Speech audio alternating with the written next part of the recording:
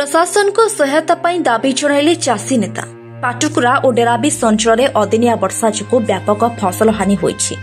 खरीफ धान और पनीपरिया फसल नष्ट होइछि।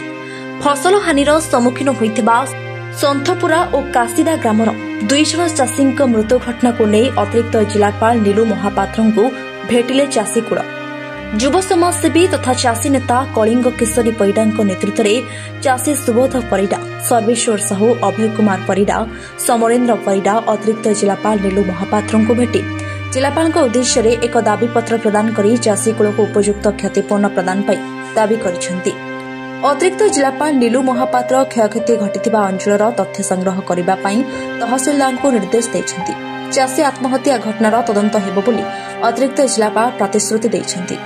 पाटकुरा निर्वाचन मंडलीर डेराबिस ब्लॉक, गरदपुर ब्लॉक, मार्साघाई ब्लॉक रे व्यापक फसल हानि होइथिबा प्राथमिक आकलन करा जायछि।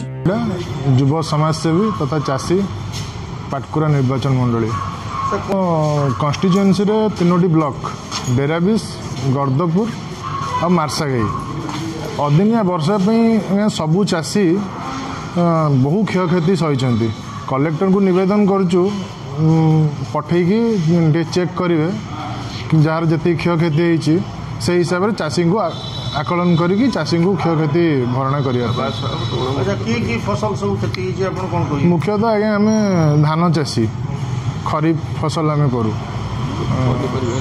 कौन माने समस्या है कौन सब समस्या रही चाषी आज्ञा आत्महत्या कले। नंग पंचायत जड़े संतपुरा ग्रामर जड़े व्यक्ति से आत्महत्या कर कोसीदा ग्रामर जन खुमल ग्राम पंचायत कोसीदा ग्राम जड़े दयानिधि मल्लिक से विष खाई आत्महत्या कर। कलेक्टर सार, जिलापाल सार आम निवेदन करुचु से सरकार तरफ किसी साहाय्य आर्थिक साहाय्य देले समस्ते चिर उपकृत हबु।